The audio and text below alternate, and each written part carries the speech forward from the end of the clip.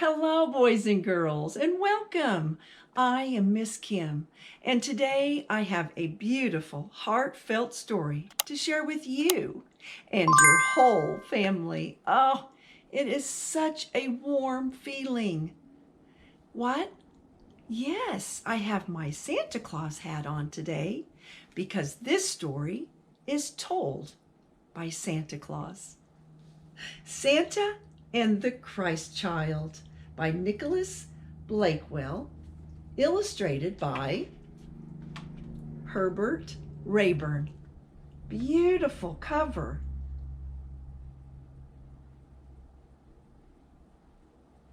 Well, let's get started. And Miss Kim will try not to cry in this one. Hello from Santa's house. This is Santa Claus speaking to tell you all about a sequence of amazing and unforgettable events. It all started while I was feeding the reindeer one morning, just a few weeks before Christmas.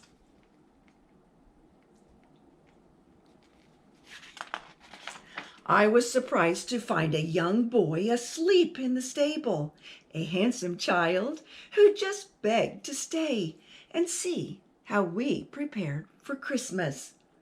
I agreed and took him around the village to introduce him to the elves.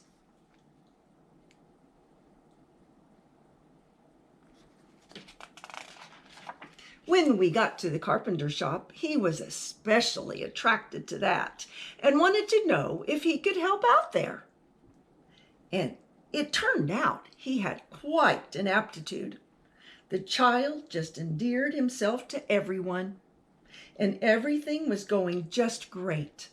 I was especially pleased as we were ahead of schedule on the inventory.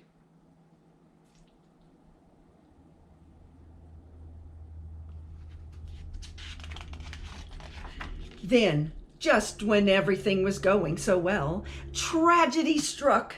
While out searching for a lost reindeer, I slipped on the ice and fell and broke my leg. The doctor put on a cast and said, "Well, that's it. Your trip is off. Christmas is only 2 weeks away. There is no way you can make the trip this year." Oh, poor Santa.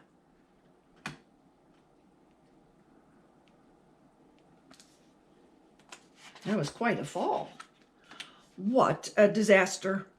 Everyone was terribly upset and dejected, except the child. He went right on working in the carpenter shop making toys. He moved into my house so he could kind of look after me. He exercised the reindeer every day, and he made me a beautiful set of wooden crutches so I could at least hobble around a bit. Well, that was nice.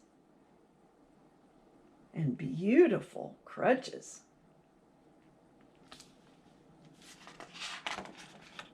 In addition to all those activities, he was working on a secret project in the carpenter shop. He had it all screened off so no one could see what it was. The elves were just about bursting with curiosity and finally tried to sneak past him to see the secret project. He caught them, though, and said, "If you get to work and finish up these toys, that would please Santa very much. Then I'll show you the secret project." Ooh. They just needed to get to work, didn't they? Let's see. The elves agreed and quickly got back to work. On Christmas Eve, they finished up the very last toy. So the child pulled aside the screen. You should have seen the excited expressions on the faces of those elves when they saw the wonderful secret project. I was here in the house, of course, with my bad leg and all. It was Christmas Eve and the doctor had come by to be sure that I wasn't planning anything rash. I said dejectedly, "No way, Doc. I can get around a bit on these crutches, but there's no way I could make the trip." Just then, I heard something outside the door. I could hardly believe my ears. It was the sound of sleigh bells and prancing reindeer hooves.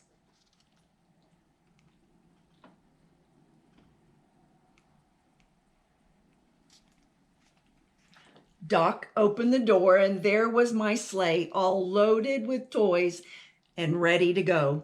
The child waved from the driver's seat, and the elves were shouting from the back, "Come on, Santa, we can make the trip now. The secret project is a special place for you to ride." Wow, look at that.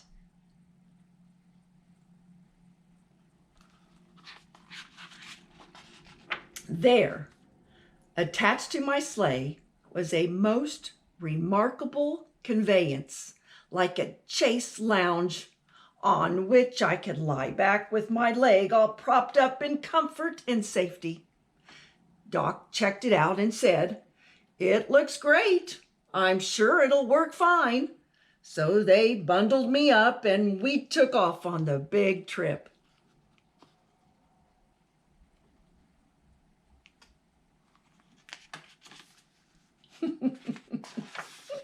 As we reached each rooftop, the elves did all the chimney climbing.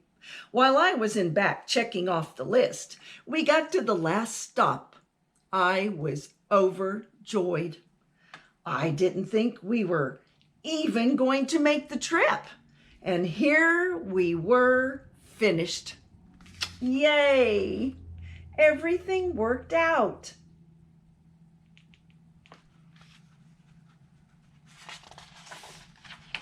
The child came back and said, "Santa, I know you must be tired, but can we make one more stop?" I said, "Listen, we'll go anywhere you want to go. If it hadn't been for you, we could never have made the trip." The child said, "I just want to show you where I was born." Oh, wow.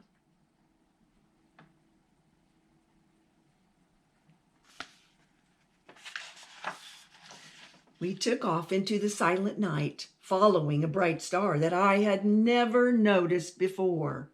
Such a star! I had never seen such a star.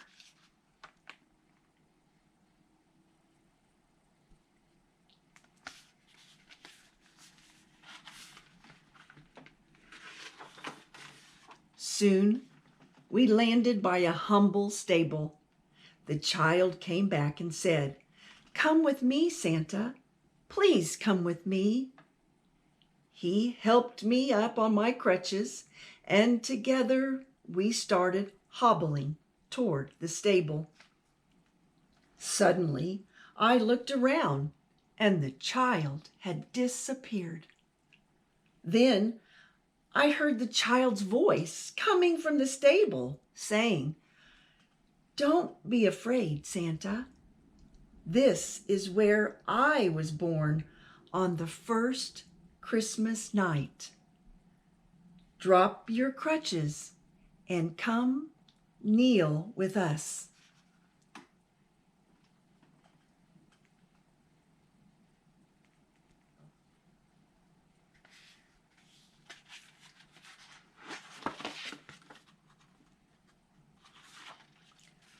Almost overcome by the sudden realization of what I was viewing, I let my crutches fall to the ground.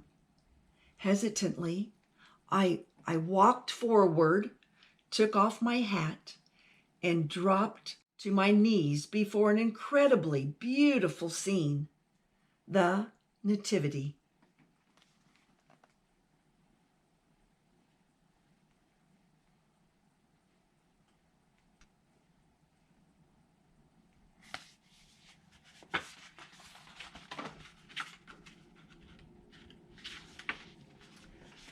When I could finally catch my voice, I asked, "Why?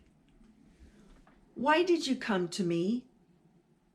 The child's voice replied, "To remind you, dear Santa, to remind you and all the world that Christmas is my birthday, the birthday of the Lord." Oh, how special. Beautiful.